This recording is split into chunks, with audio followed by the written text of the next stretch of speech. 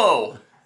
What's up, fanboys and fangirls? We're back! Teleportation. That was so exciting. That was exhilarating.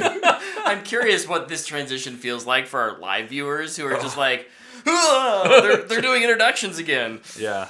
What's up? If you are not watching us live and you're watching or listening to this after the fact, joining us again, week 2 in a row, Trevor. Dose. Weeks. Hanging out with us. Tyler's here. Luke is somewhere. He's lost in the woods or something. I don't know. We'll find him. Is he rocking an 80s power ballad I while he's sure lost hope in the so. woods? Yeah, he I better sure be. hope.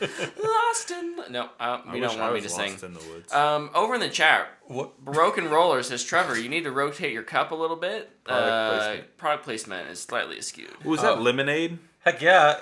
And it's not my... It's my secret lemonade recipe of a little bit of Powerade and then the rest lemonade. Does Quick Trip have good lemonade? Yeah. I always put a little... no matter where I get lemonade, I always put some sugar in it still, but... Yeah. I mean, we live in America. You have to put sugar in everything. Yeah. Oh, I need sugar. We have sugar packets out there, right? I have over there. Yeah. They're aspartame, so you probably don't want to eat those because, according to health officials, they cause cancer now. I don't think that's real. I think they debunked that. Here's what I know. No, there's recent, just within the last week, we're jumping to news already. Aspartame causes cancer. When we were growing up, sugar caused cancer, which is why I switched to aspartame, and now I guess I have to switch back. So aspartame is back on the cancer train? Yeah. So I think it was prior, and then they said it wasn't, and now it is. Now it is. Okay. Good. Good. Great. Awesome. If you consume anything, if you live, That's right. you've got microplastics and you're probably going to die. Sorry, this episode got to a real dark place real fast. But thank you for sticking with us and getting to trailers. We got to talk. There's a bunch of new trailers out this week. So first off, I've got the final Blue Beetle trailer dropped. I like this trailer. I'm excited for this. Yeah, I think this one didn't do a whole lot to move me, but I was already on board the train. I was gonna say it doesn't move. I'm with you. It doesn't move where I was previously. Mm-hmm. But I do have a Blue Beetle bias, so anything they give me from this, I'm excited about. And I think the nice thing is I haven't watched the trailer and been like, I don't like this. Yeah, true. Every trailer I've watched, I've been like, okay, yeah, I like that. Yeah. So yeah, I'm excited for it. Well, what I will say is this one seems to, at least in the trailers, they seem to understand the tone of what it is. I feel like I know what this movie is. Yeah. I wasn't always sure of that with some of DC's other things. Mm-hmm. Even The Flash. I didn't feel like, and probably because of Ezra and all the drama around what they've been going through. This one, it feels nice and clean, and whether or not Blue Beetle goes anywhere after this, I think I'm going to at least enjoy going to this movie and being this is a nice little self-contained experience, I hope. Yeah, and I know they've said that Jaime Reyes and Zolo's portrayal of him is in the DCU. He is the first DCU character. Yeah. That's a good the first pick, I think. DCU movie will be Superman Legacy, though. Okay. So they will carry him over. I think that essentially just means the events of this film won't really have major impacts on everything else, which is fine. But I'm happy with Blue Beetle being one of the first. I think that's cool. Yeah. It's different. That makes me feel like they're trying to build a cinematic universe right off the bat again. With talking like that of, Blue Beetle's going to be the first character in the DCU, but the first movie is going to be Superman Legacy.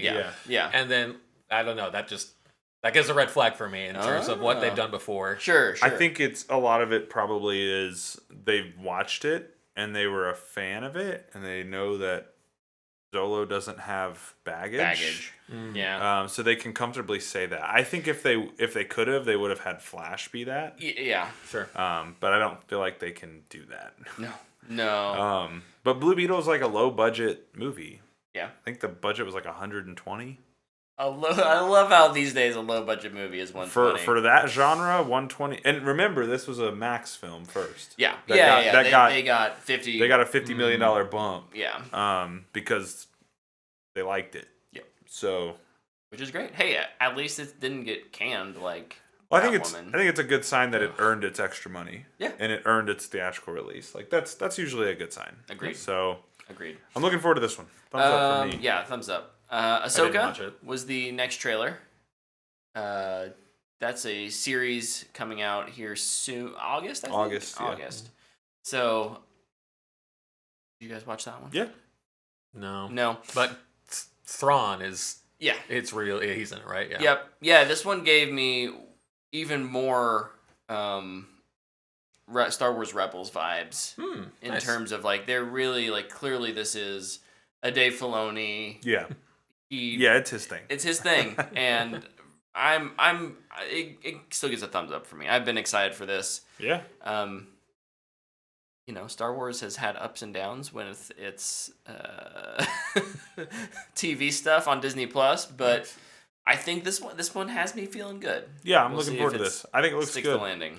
I think the little bits we get in the trailer, I think the performances look good, which is a good sign. Yeah. So I like what Rosario Dawson has done with Ahsoka in live action so far, and look forward to seeing more of it. Yep. Next we have the Wonka trailer starring Timothée Chalamet. Yeah, this was cool. Hey, were we ready to... I think I knew this was like a Wonka origin story, but I was not prepared for what this trailer threw my way. It's real Mary Poppins. It is, isn't it? Very Mary Poppins. I have a theory that this is... So, like, I don't think it's Gene Wilder, Johnny Depp, Timothée Chalamet. I think... my theory is that this is an origin for Gene Wilder's Willy Wonka. Oh. Because there's two things. He says he does the little scratch that, reverse it line. Yep. And then the flute little is the same one that's in the Gene Wilder movie. So that's my hope. I kind of have a hope for that. That at the end of it, we see the factory from the 70s movie. And I think that'd be real sneaky of them. Look, I'd watch Chalamet watch paint dry. So thumbs up for me. I'm in. Chalamet's the only thing about this trailer that really gets me excited. Yeah. That's all I needed. They could have just been like, "Hey, Timothée Chalamet is gonna play Origin of Wonka." I'd be like, "Cool, I'll watch it. Yeah, that's fine." And they're like, "Here's the trailer." Like, no, I don't need it. I'm good with the rest of it. You just give me like the article.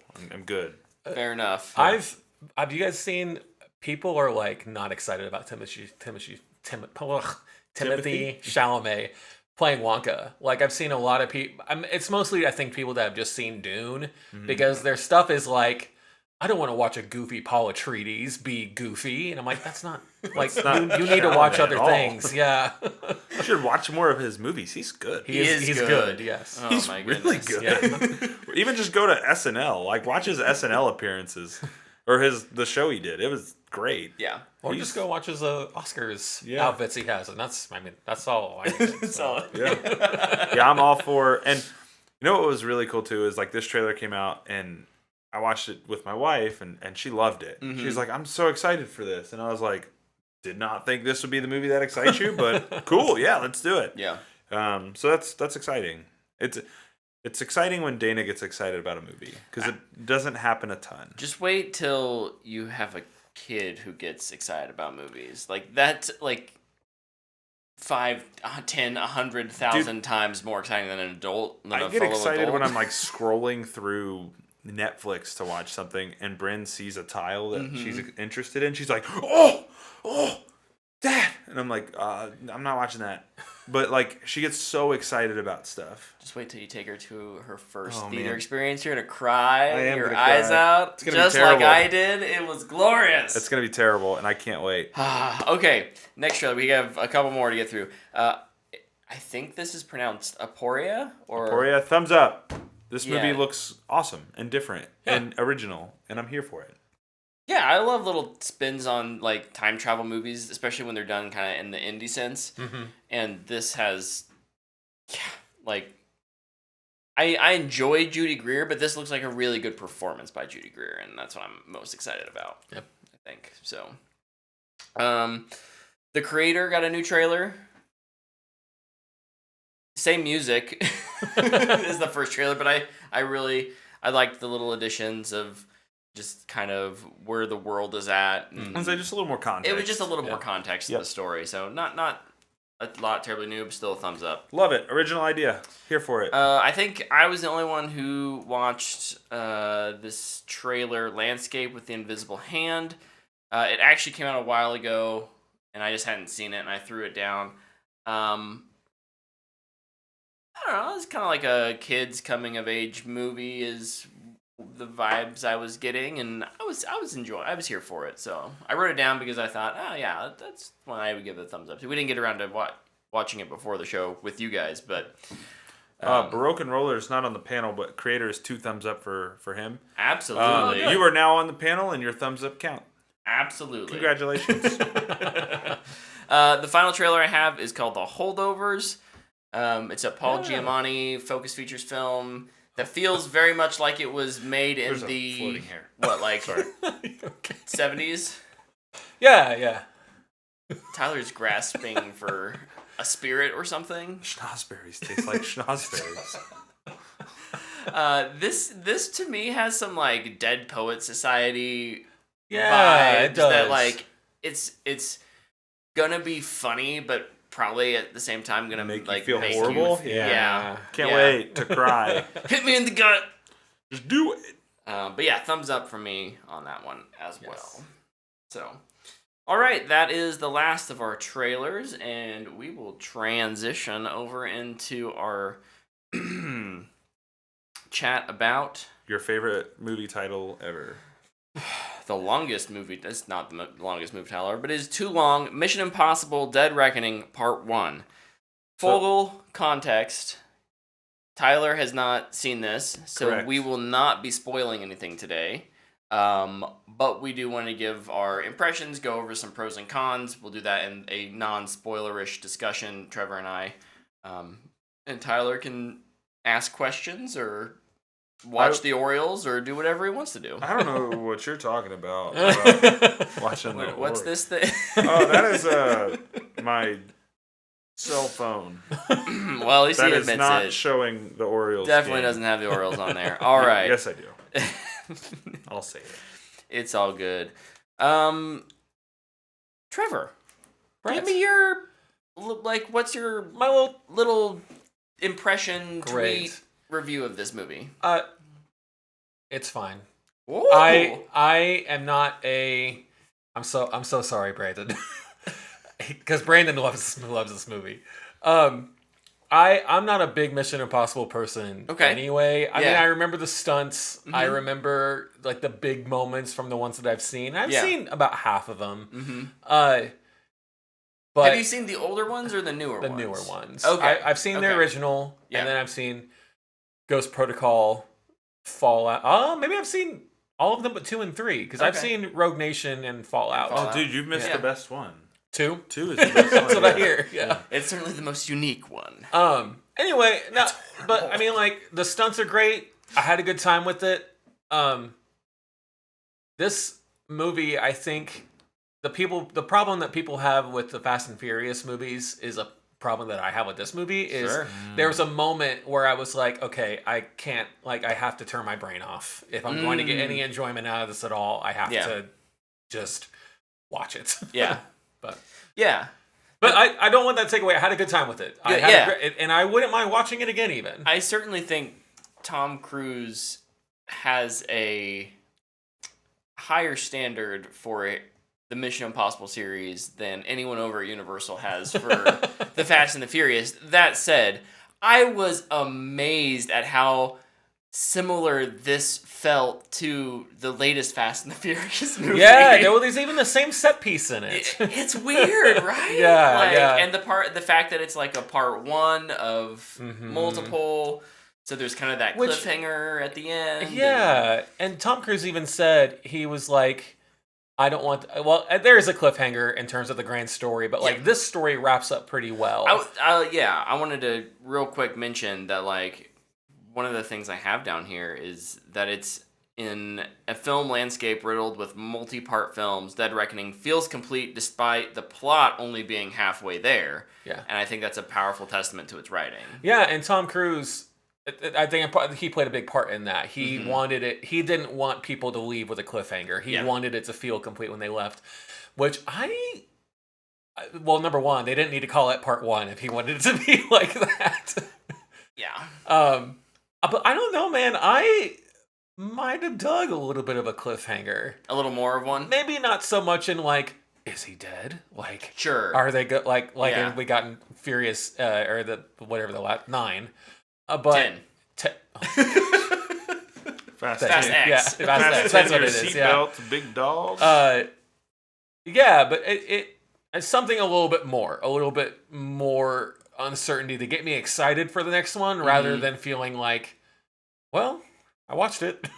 Yeah, that's fair. I can understand that that perspective. I think this film certainly has all of the things that make it feel like a standalone Fast and Furious. It's really just that like the overarching conflict isn't quite resolved completely. Right. And I'm very curious how they tackle a second film, because one of my other thoughts was that this gives us everything we've come to expect from Mission Impossible. At least, especially since Ghost Protocol. Like, it very much feels like they found what they think their formula is. Sure. And it's nice, kind of I would imagine, like Fast and Furious fans, like, it's kind of like comfort food, right? Like, it's you go and you know what you expect and you are going to get it.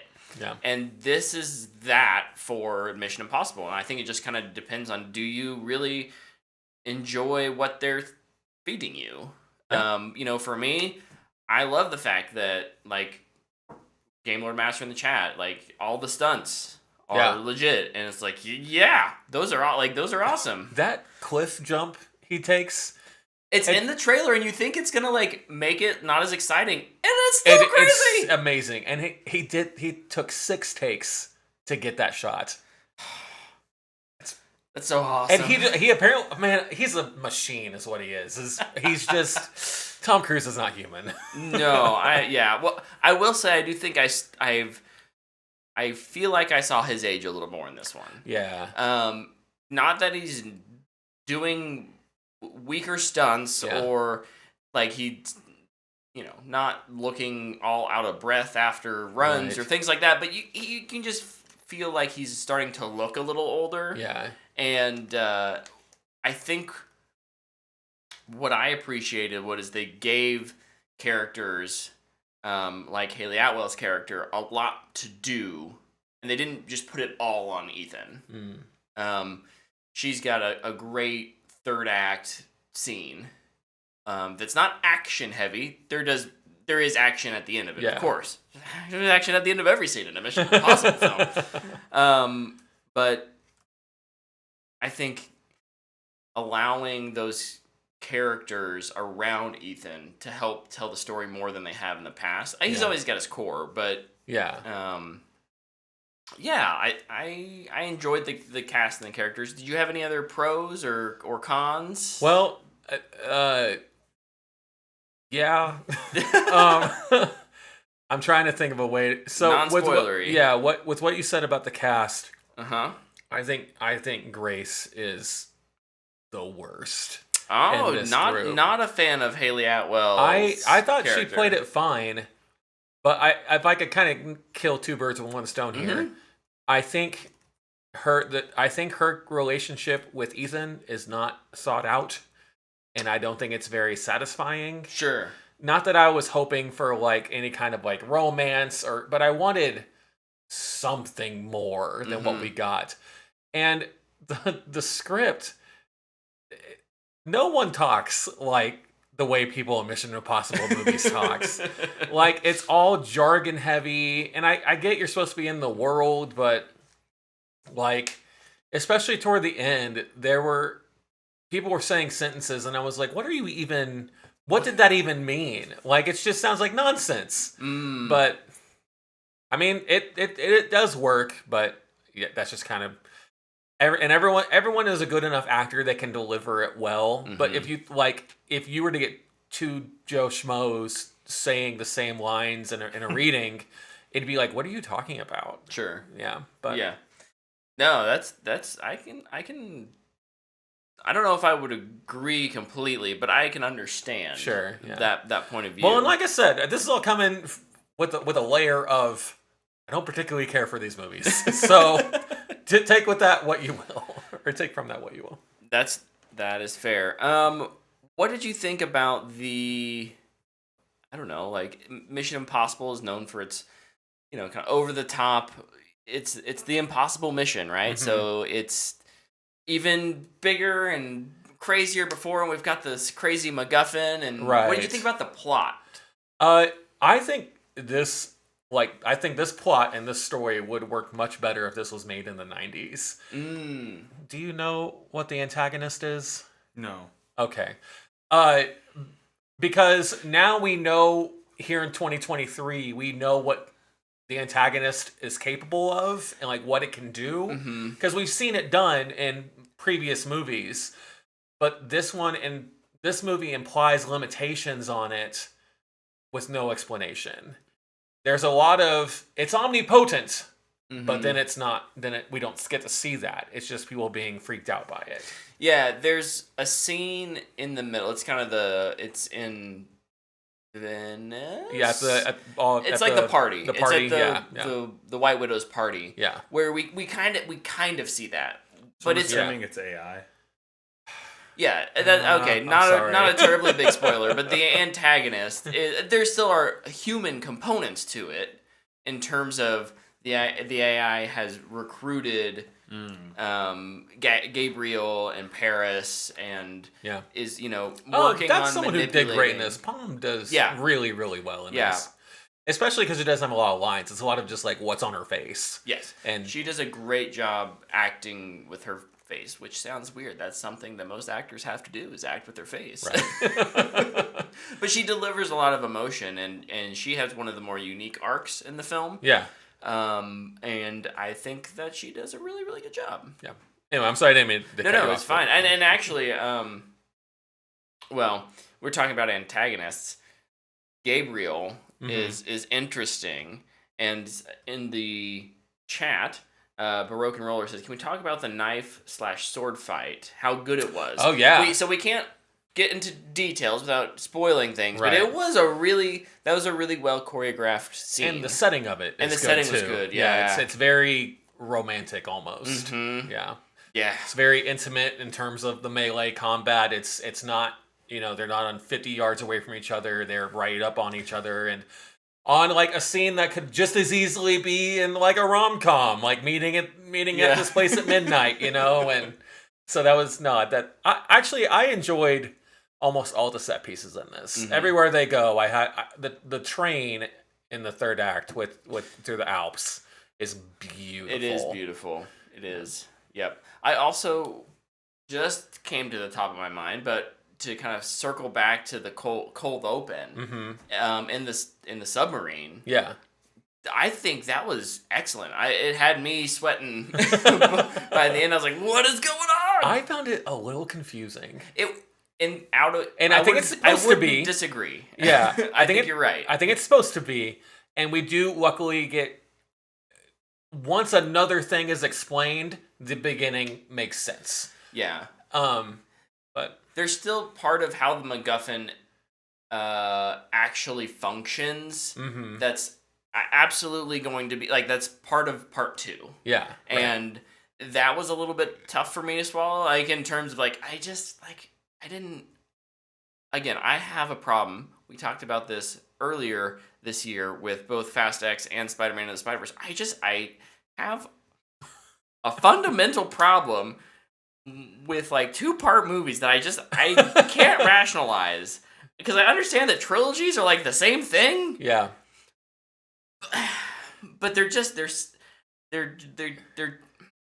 I just want it to be a nice little self-contained thing, and if it has a sequel, that's fine. But if it's the one thing split into 2, I struggle. Yeah. And part of the mystery in this film, especially with the MacGuffin and with kind of the overall threat, is ambiguous because they're not really dealing with it. Right. This film is all about getting the MacGuffin, whether you get it or not, and how that affects Ethan and his decisions, right? Because about halfway through the movie, they're like, this thing knows us. Yeah.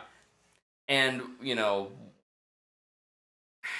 I don't really feel like it affects the end of this movie that much, and I hope they go into part 2 being like, we have to really up our game in terms of how we beat this. Yeah. Because the finale of this one was very, very safe. It felt very Mission Impossible. Yeah. We're going to do the things that and we're going to make the bad guy do the thing, and we're going to have the fight on top of the train, and Tom Cruise is going to jump off of something. Yeah, right. So Classic. that's like for me, that's one of those weird, like, it feels good. And like, whereas in Fast 10, I'm like, it feels so much the same and I hate it. This is like, it feels so much the same and I love it, but I'm also going to, I'm not afraid to knock it because of that. Sure. Like, you played it safe. I like what you're feeding me. I've gotten too much from the Chinese buffet. I need a little Mexican food in my life. Right. Don't we all? Yeah, and I was kind of on board with the ending. I think all the action stuff in regards to the train is really good. There's a few things that happen toward the end that are kind of like, oh, and then this happens.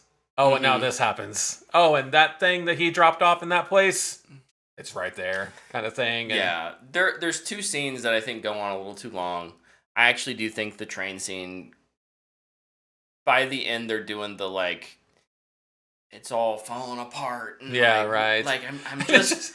one after the other. I'm just kind of done. Like, ready for it to be, let's get to the conclusion here. But there are a few set piece moments in that are a lot of fun. And I'm glad we get to see. Yeah. The other one is the 2-part car chase in Rome, right? Which gave me very Fast 10 vibes, and, but B just was like, we couldn't make this into one, because they do like a whole car chase scene. Yeah. Have like a 2-minute break. Yeah. And then like it's more car chase stuff. And it's not totally spoilery, but I feel bad about spoilering kind of one thing, so I'm not going to say it. I'll tell you later. Sounds good. Thanks, man. Overall, though, I think, like you said, it's super fun to watch, even if you do have to turn your brain off. I think that everything, like, I think it just feels like a Mission Impossible movie. And if you're on board with those, you're probably going to enjoy this. Yeah. If you're not, it probably not going to do much for you. I guess unless you're a huge, like, Haley Atwell fan, and then you're like, yeah. She's in this movie. Yeah. So I'm there. How do you feel, this is over in the chat, how do you feel about the train scene being compared to Uncharted 2 by the developer? I have not played Uncharted 2, so I can't answer that. As someone who's playing it right now and having seen a couple of screenshots, it's pretty much the same. Oh, okay.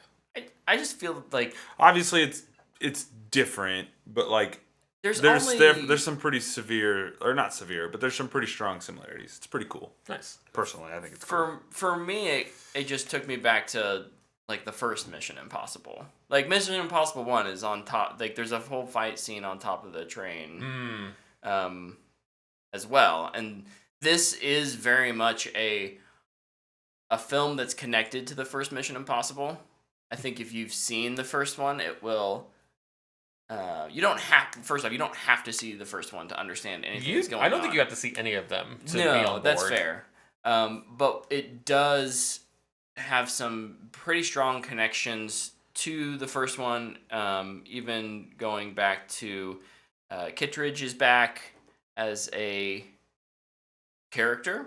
Is he an antagonist? Is he a like, is he a friend, a foe? Right. We don't know. But I mean, like, he's still someone that Ethan has to deal with in some regard. And I thought his performance was pretty good coming back. Sometimes you get those actors who come back and you're like, oh, that didn't really hit for me. And I'm like, no, I still get like he's probably like sleazy, but maybe doing the right thing. I don't know. Right. Real quick, sorry. Mm-hmm. I pulled up the Uncharted 2 train sequence, and it's basically verbatim almost. The only thing is that, from the minute and a half I've just watched now, I think the movie's just more interesting, just with the stuff inside. This one looks like it's just you're moving through stuff, but having not played it, I could be wrong, but it looks pretty verbatim in terms of the set piece as a whole. Okay, very That's cool. Awesome. Any last thoughts? I think, for me, I think cinematography was pretty good. Chris McQuarrie's, I think he's a good director. Mm-hmm. I enjoy watching his stuff. Editing was good. Music didn't blow me away, but it sounded very Mission Impossible. Until it didn't. There's, in the Act 2, that car chase, Oh. there's a real long moment where there's just nothing. And it was a little uncomfortable during that time. But no, yeah, I thought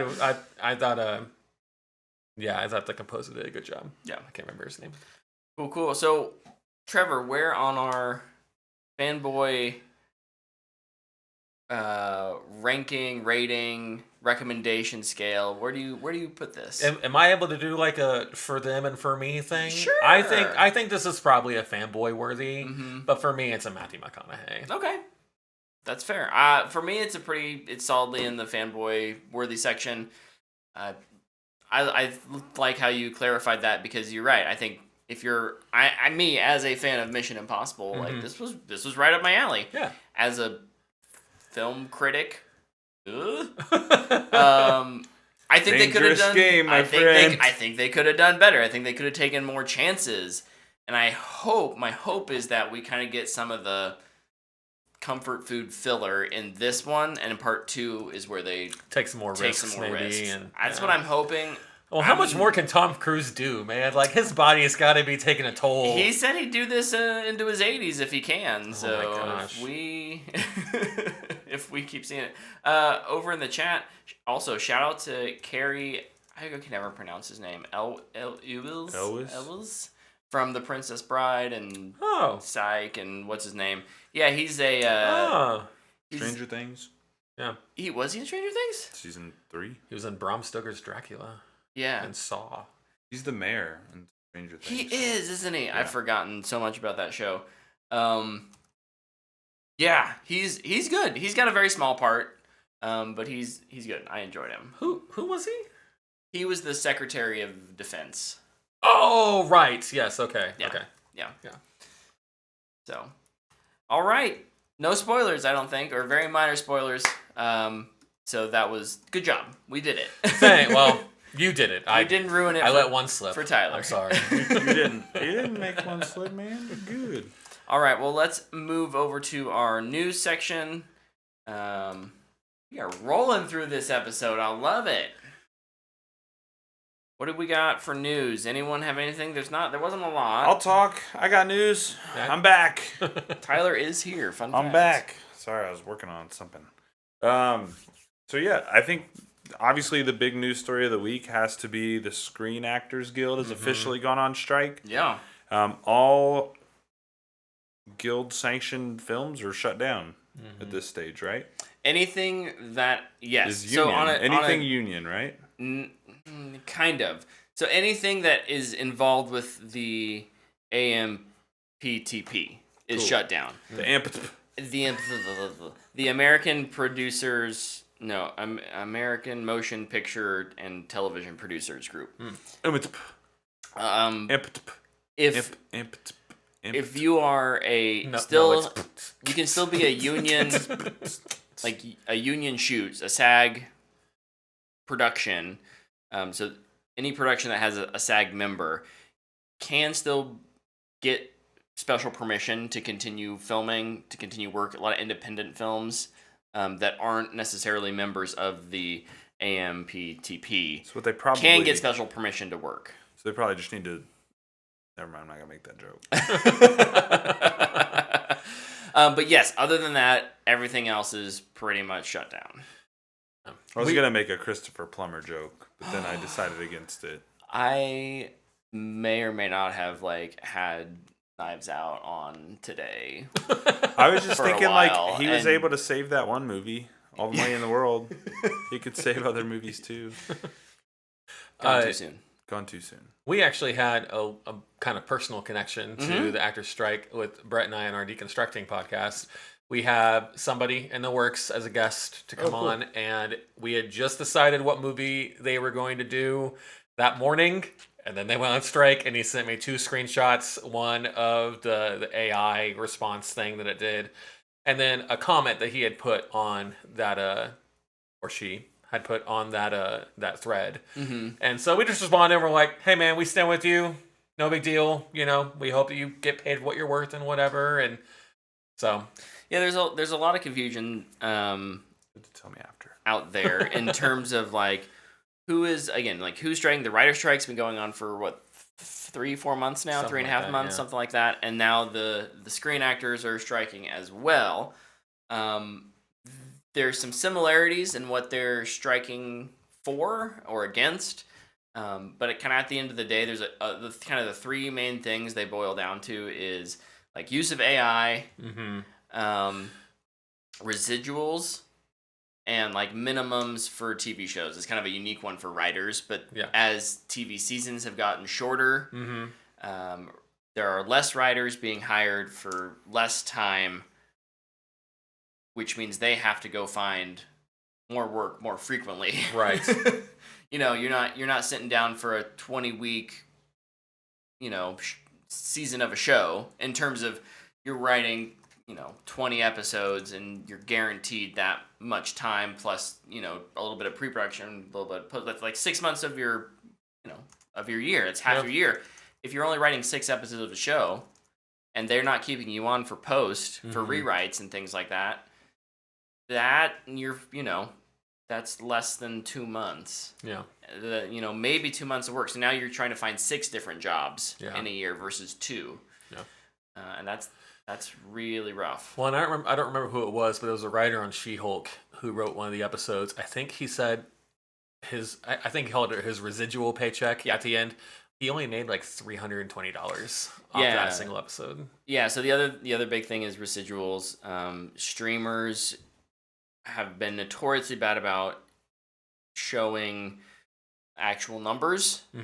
And basically forcing people into signing contracts that are here's one lump, especially for actors, here's one lump sum at the beginning, you don't get any residuals ever. Well, and that's what started the streaming service. That's what Netflix did, and that's kind of how Adam Sandler's career was quote unquote saved, was because they I remember who Sony, I think, was hey, we're not going to proceed with any of your stuff, and then the guys over at Netflix were like, hey, Adam Sandler, come make some movies for us for a lump sum of money. It definitely works for a few people on the top, right? The big money makers who can afford that. But there's all those background actors, and that was another thing. The background actors in the SAG, the AMPTP/SAG, what their negotiations were. One of the things the Producers Guild threw out there was hey, we want to be able to bring an actor in, scan them for 1 day's work, digitize them. Oh, yeah. Background actors. And then never pay them again. And we get to use that on any project we want for all of time. Yes. It's you and we will pay you for a day's work. For 1 day. They can use it indefinitely. And that's just bonkers to me, man. Yeah. So. It's wild. Good for the unions for striking. Yeah. That's a little... I've been very, very displeased and very... not that they care, but disheartened. Just it's really scummy to see those kind of people out there trying to really take advantage of the people who actually make the art. Yeah. Actually tell the stories. Yep. So... Yeah, man. Kind of adjacent to that news story. Oh. Disney signed Bob Iger on doing a contract extension, so we're gonna get him through 2026 now instead of just 2025.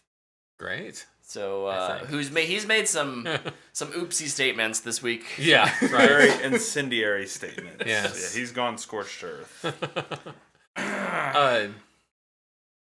Dang it! I keep having something and I'm losing it. I guess I'll just board it up when You'll it find comes it back one to day. my brain. Yeah. Next week, I'll be in the chat and I'll. There you go. Yeah. There you go. I got a couple more news stories, more in the gaming world. Yeah, so. hit us with them. Yeah. Rumor going around about Assassin's Creed Red, which if you remember, I think it was September last year, they had their Assassin's Creed showcase celebration of the anniversary or whatever, and they announced Assassin's Creed Red, Jade, a couple others, Mirage, which comes out here in a couple months. But Assassin's Creed Red is rumored to be the last of the Assassin's Creed RPGs. Wow. What? And they'll be moving back to the traditional model. Okay. So Mirage must be tracking in the right direction. Is what I would assume if this rumor's true. Is they're probably pretty happy with the pre-orders and how people are kind of reacting to it. All right. So that's really cool. I like the big RPGs, but as a dad and someone who doesn't have a ton of time to play those big story games anymore, like it's nice to know that the smaller, more tight-knit games are coming back. So Yeah. that's exciting. And then my last gaming story I think is really cool. Xbox Live Gold will be no more come September 14th. They are moving to Xbox Game Pass Core, which they will give. You will have the base level subscription, which is going to be the same as Xbox Live Gold. But instead of doing games with gold moving forward, they're going to give you, at the start, 25 games that are all specifically multiplayer related right now. And they'll be updating that list 2 to 3 times per year with new games. So I know I was looking through some of the lists, notable games. Forza Horizon 4 is on there. Gears 5 is on there. Those two stood out to me. Those are very successful games that are really good, and you should play them. Is the whole list pretty much first party games? I don't remember seeing the list. I looked at this announcement and I was like, okay, so they're basically just rebranding Xbox Live to be more in line with Game Pass and that brand. I'll speed run you. Among Us, Descenders, Dishonored 2, Doom Eternal, Fable Anniversary, Fallout 4, Fallout 76, Forza Horizon 4, Gears 5, Grounded, Halo 5, Guardians, Halo Wars 2, Hellblade, Sinuous Sacrifice, Human Fall Flat, Inside, Ori and the Will of the Wisp, Psychonauts 2, State of Decay 2, The Elder Scrolls Online, Tamriel Unlimited. So yes, basically. Yeah, basically all first party things. To me, that says, we want to give people more of a taste of Game Pass, and we want to save a little money on Games with Gold. And their Games with Gold offerings have not been great. No. And I think part of that decision probably comes. PlayStation gets great monthly games. Their monthly games are great all the time. Yeah. So you're fighting a losing battle. And I guess there's one more gaming story I forgot about. No, yeah, the big one. There's 2 parts to the big one. There are. Call of Duty PlayStation and Xbox agreed to keep Call of Duty on PlayStation. Sony finally stopped crying and just signed the deal. And that agreement is happening because the FTC lost its case and appeal to block the transaction. Yeah. So Xbox can close officially now? I guess they could close Friday night at midnight. This is when they were able to. So it'll close any day now, I'm sure. It's just shy of 80. Is it 80? 60 billion? 80. 80 billion? I Yeah. think it's 80 billion. Man. Only 80 billion. I got 80 billion liquid. It's cool, man. Whatever. I'm lost on everything you just said. Xbox is purchasing Activision Blizzard. Oh, okay. And King. So if you play Candy Crush, it'll be Xbox now. Xbox be getting that microtransaction revenue. I guess there's that too. Call of Duty The Boys was revealed last week. That's kind of interesting. Oh, yeah. I did see that. Yeah. I saw a clip from Warzone, and I was like, this does not look like Call of Duty anymore. Like, people are flying, they're using superpowers. I'm like, you're getting closer and closer to Fortnite by the day. Yeah, very interesting. So, just a real quick couple comments on the whole acquisition thing. First off, the case that the FTC brought up was atrocious. Oh, it's so bad. The case they brought was terrible, and I'm not surprised they lost. Me either. That doesn't make me super thrilled about the acquisition either. I think it's a necessary acquisition for Xbox.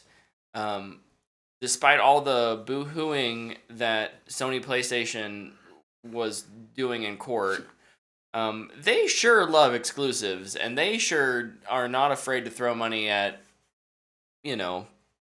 any developer, whether that's Bethesda, who Xbox bought, or Activision.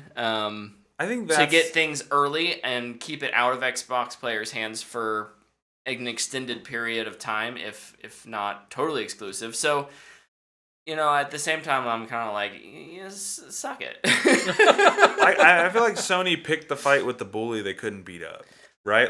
Yeah. They were like, let's get in an arms race that's going to require a lot of money with somebody who has way deeper pockets than us. That'd be like me calling the CEO of the company I work for and be like, yeah, I'm just going to buy more stuff than you, and good luck challenging me. And I would run out of stuff to buy that I could afford before he would buy one thing. It's so dumb. No matter how popular in terms of market share Sony is, Microsoft is it's a bigger conglomerate, and it has way more money, and you're not going to be able to outspend them. All this to say, I still think the idea of exclusives are dumb, and I hate them. And I wish we could just pick, kind of like back in the old day, where it's which Blu-ray player did you get? We didn't have a fight about that. It was just you got whichever DVD player you wanted to get. Yep. And then they all played the DVDs. Right. Well, I just want to buy my game console of choice and be able to play on it. And I know that's different with development, and I understand that it's just a lot more cost to develop for multi-platform. That's not my... It's not the fight you're picking. It's not the fight I'm picking. Yeah. I just wish that there was more cross-platform. Xbox made things for PlayStation. PlayStation made things for Xbox. I like Game Lord's comment. Oh yeah, what does that say? There's only one man that can save Sony, Jared Leto. Morbius 2, it's Morbin time. So true. Yeah, it's funny you talk about exclusives. I'm not a huge fan of them either. My favorite way when people, ask me questions like, "Oh, which console do you prefer?" I always say Xbox, and everybody's like, "Well, why?" I was like, "Well, that's the one my friends play." Yeah, right. That's the one more of my friends play is Xbox. That's what I like to play. We I have them all, but I love my Xbox. It's interesting. I think we grew up.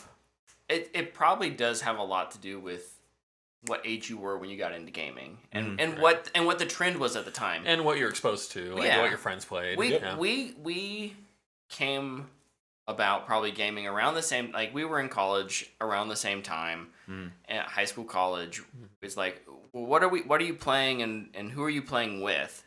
And Xbox just had a killer set of here are multiplayer games that you can play with your friends. That was the awesome. 360 era was unbelievable. We'll never have something like that again. And so it kind of cemented us into the Xbox ecosystem. Yeah. And today's gamers, probably a lot of them are I play Fortnite, and my dad had a PlayStation for whatever reason, and so that's what I play on. Yeah. Well, and I think too, if you look at it, and we're getting into this is an episode topic. Yeah, right? we should expand this at some point. But if you look at the ebb and flow of how Call of Duty and its timed exclusivity deals. Yeah. It was Xbox first. Then it was PlayStation. Then it was Xbox. Then it was PlayStation. And so if you look at kind of the trend of games, it kind of ebbs and flows with Call of Duty. Yeah. Yeah, you're not wrong. And now it's almost like if you buy that property, you might win some market share back or something. I don't know. We do know PlayStation signed a 10-year deal, so it's going to Call of Duty specifically will stay on PlayStation for 10 years. And let's be real, they were never going to turn down that money. No. They were always going to keep it on PlayStation. Yeah. There's too much money to be made with the biggest gaming franchise in the world. Yeah, 100%. All right, I think that's all the news we have. I know you guys didn't do much this weekend or this last week in terms of things to report on, but if there's anything you want to mention, feel free before I jump into my little review. I got one thing I would like to mention. I did another Bleacher Report show last week. That's right. So I did 2 Bleacher Report shows last week. If you go to the Bleacher Report app and follow me on there, you can find them in my profile. They're also out on the Big 12 News page.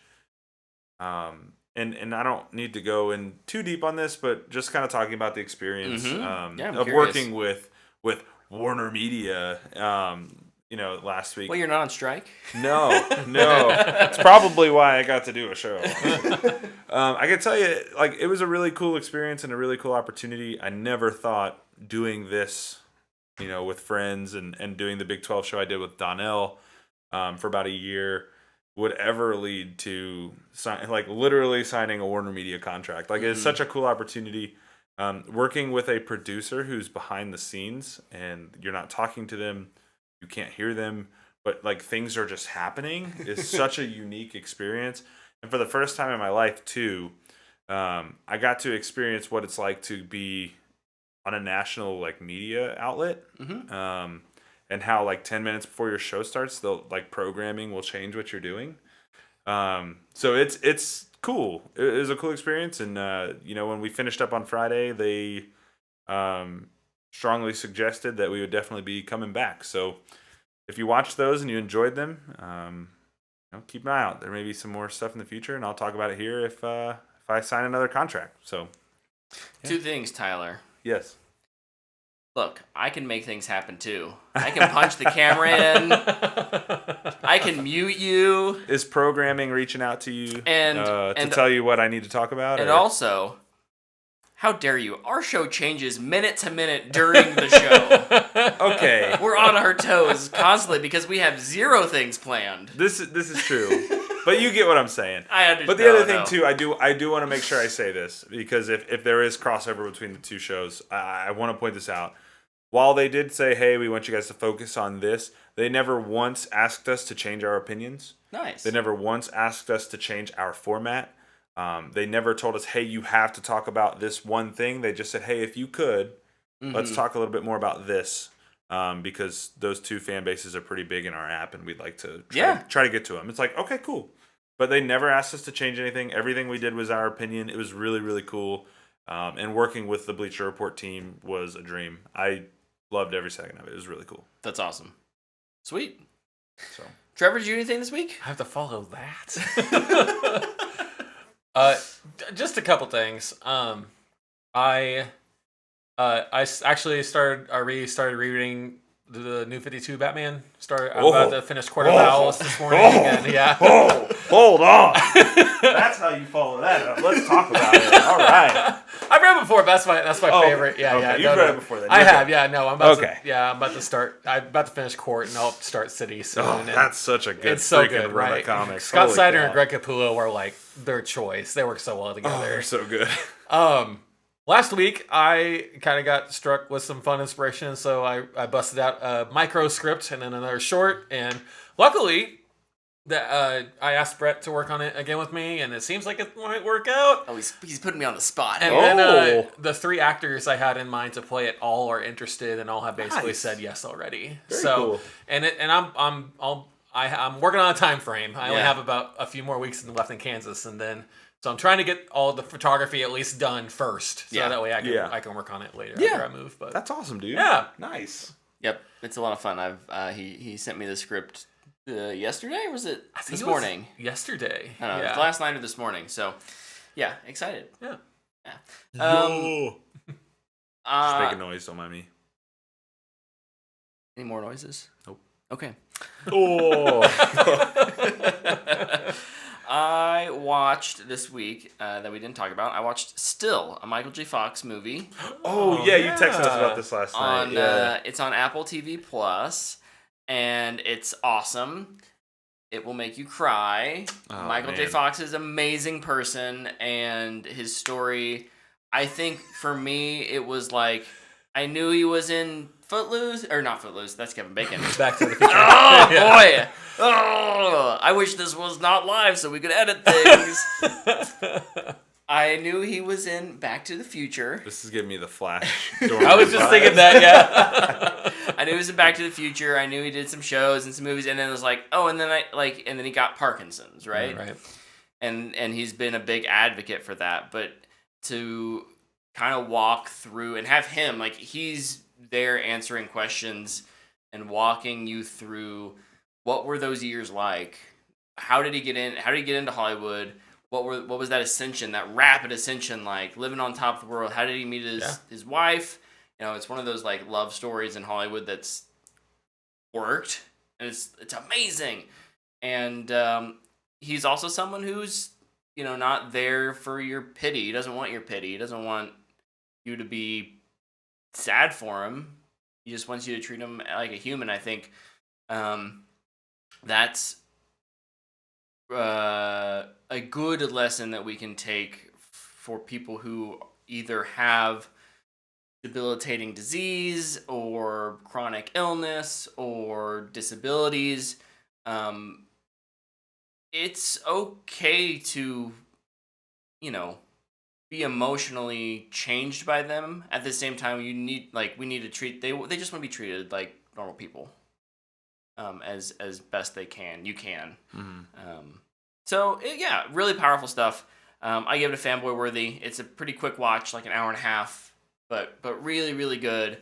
And yeah, Michael J. Fox, he's the man. Did you save your tears? Yeah, in a little vial. Yeah, Save I wondered. For later. I wondered. So that when I see him, I'll be like, I made these for you. Sign these?